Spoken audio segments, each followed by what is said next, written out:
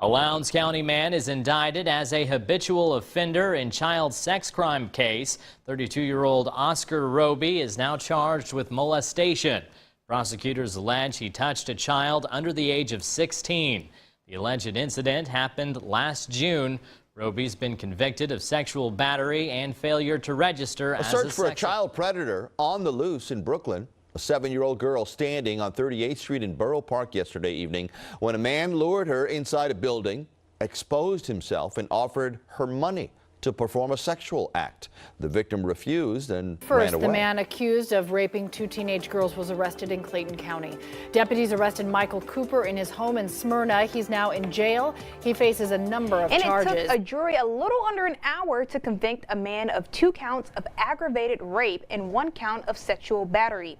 The 18th Judicial District Attorney's Office says Tyrone Sahina received 2 life sentences. The victims were family members, all underage. During the trial, 3 other victims testified to being sexually assaulted by Sahina when they were younger. Well, first at 4, a DeKalb County grand jury indicted a man already in prison on unrelated charges for child rape.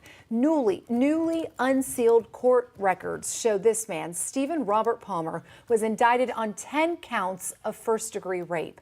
Palmer was sent to Ventress Correctional earlier this year for a robbery conviction in Marshall County.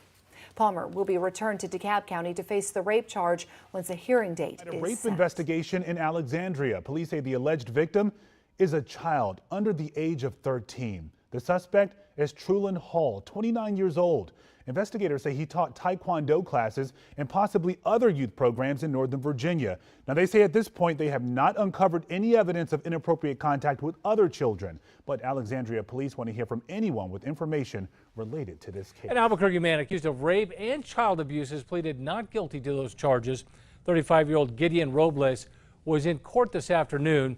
APD got a call last month from a woman who said she was having sex with Robles when she told him to stop. She told police Gideon responded by hitting her and choking her twice. When she woke up, she found her cell phone broken and her bedroom doused in gasoline and bleach. With a baby inside her apartment, Robles is now charged with criminal sexual penetration, 2 counts of aggravated battery, child abuse, and tampering with evidence. Officers arrested Tyler Davis yesterday in Beaumont. He was taken up to Hardin County, where he's accused of soliciting 2 16-year-old girls. He's also accused of soliciting another teen in Jefferson County. So Davis is charged with a long list of crimes here: ag sex assault, indecency with a child, possession with intent to promote child porn, and online solicitation of a minor. In fact, 2 counts of each of those charges. Each is a second-degree felony with a punishment ranging from 2 to 20 years if he's convicted. Tonight, he's in the Hardin County Jail with bonds totaling roughly $1.7 million. Police in Montgomery County say a group of students fought off a would-be kidnapper at a bus stop. Officers say Jamal Germany walked up to the bus stop yesterday morning, grabbed a child, and pulled them toward an apartment building. Now, the other students at the bus stop then apparently swarmed the 31-year-old suspect, allowing the victim to break free.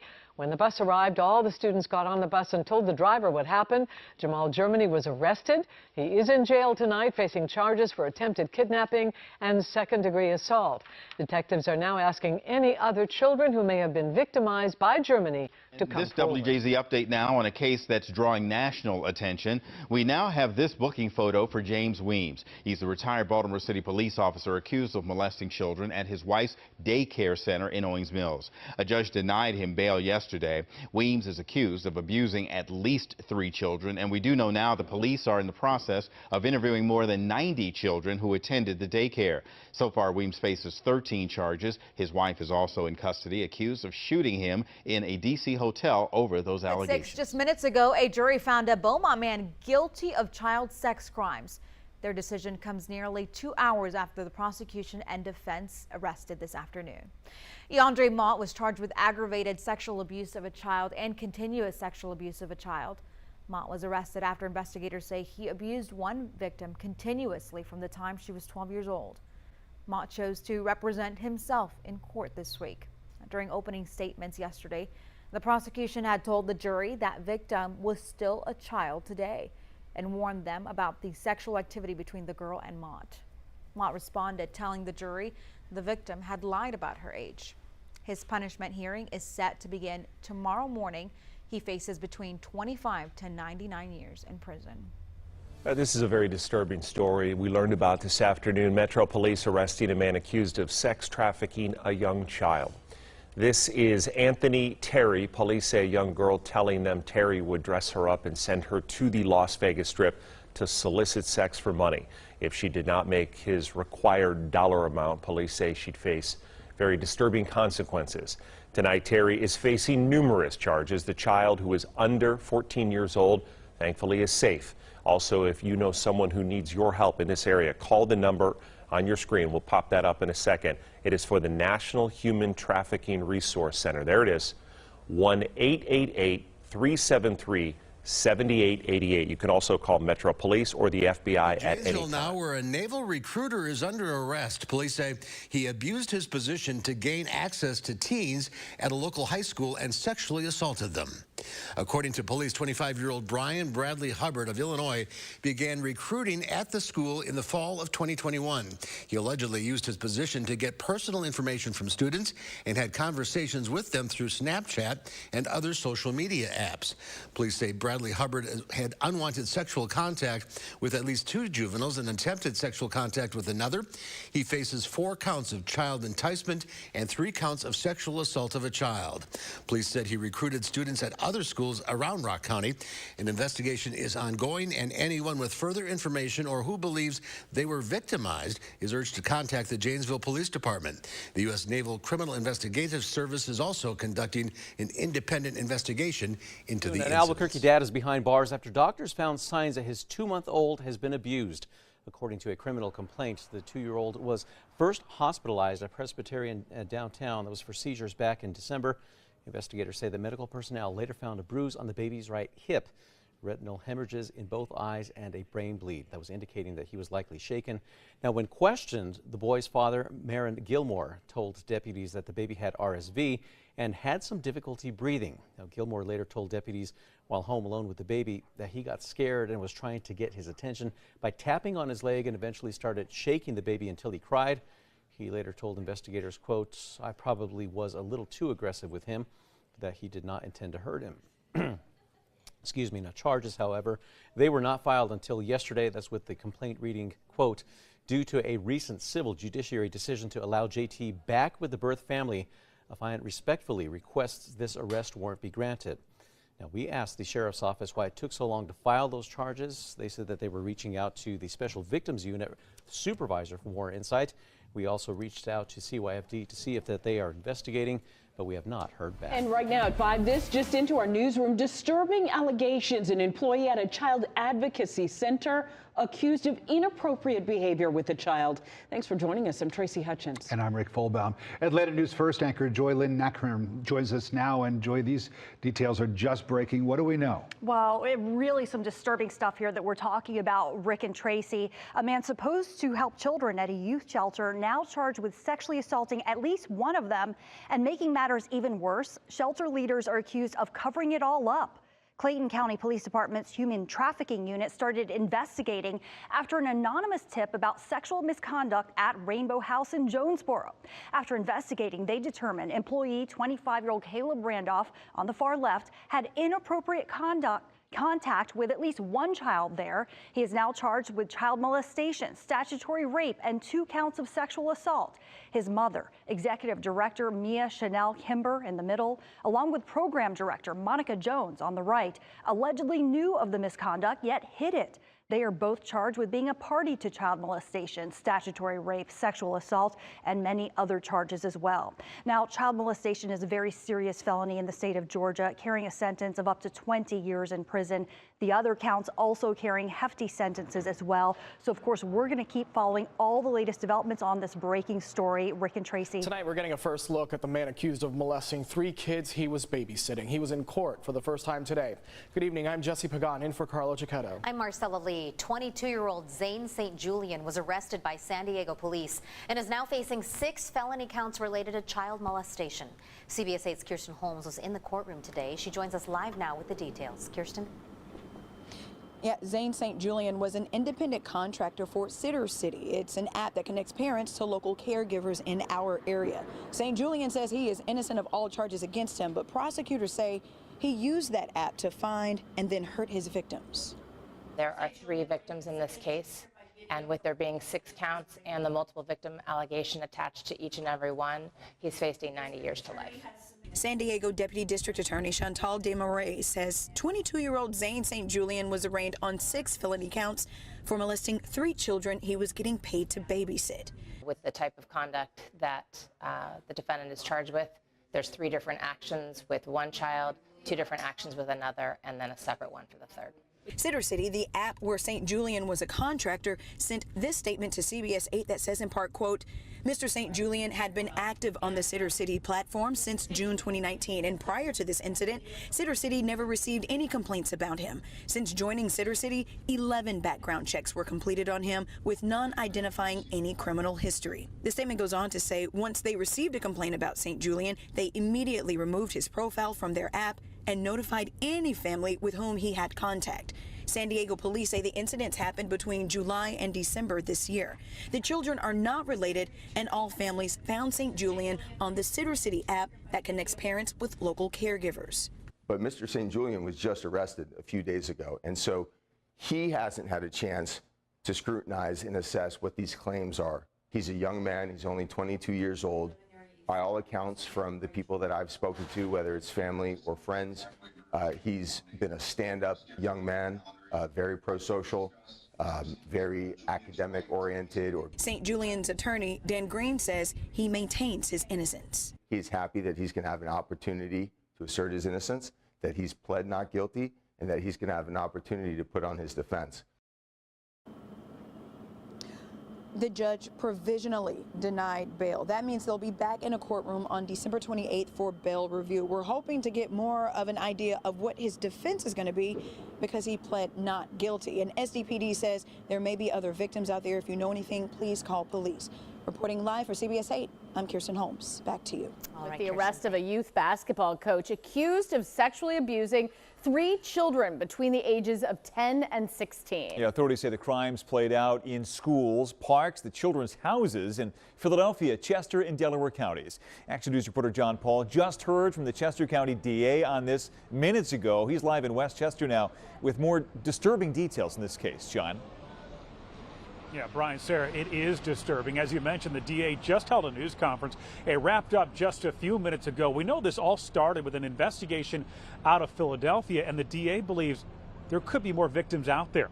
The police arrested 31-year-old Zachary Ray yesterday, charging him with aggravated indecent assault, child pornography, indecent assault, unlawful contact with minors, and corruption of minors. He's also facing charges in Philadelphia. Now, here's what we know about the allegations. According to investigators, Ray acted as a basketball coach and a private trainer when he assaulted 3 kids between the ages of 10 and 16. They say this started back in 2014. Victims say that he would tell the kids he needed to do a core check and then would assault them. They also say that he would record some of the incidents on his phone. Now, investigators say this happened at various parks, homes, even schools throughout Chester County, Delaware County, and Philadelphia. And today, District Attorney Deb Ryan said that there could be more victims out there because he coached in various leagues. We believe there are more victims out there. He worked with children for almost a decade. Ray served as the head girls varsity coach at Bishop Shanahan in Downeytown from 2017 to 2019. He also coached at least 4 different basketball summer leagues with the Amateur Athletic Union, AAU, which is a travel basketball league in Berks, Philadelphia, Chester, and Delaware counties from 2016 to 2023. Now, bond was set at $250,000. He put up 10% and he bailed out of jail. We did go to his listed address. We got no answer there. We know he has another hearing on October 4th. And in the meantime, the DA wants anyone who might have some information to come forward. We're live in West Chester. John Paul, Channel 6 Action News. Sarah? Okay, John. New at 11 body cam video of the moment a man wanted for sexual assault of an 11-year-old girl was arrested. Investigators in Putnam County have been searching for months for 44-year-old Stanley Hunter. Daytona Beach police released the video that shows Hunter being arrested after receiving a tip that he was staying at a hotel. News4Jax reporter Eric Avignon joins us live with details about the arrest and these allegations. Eric? Yes, the details in this case are extremely troubling.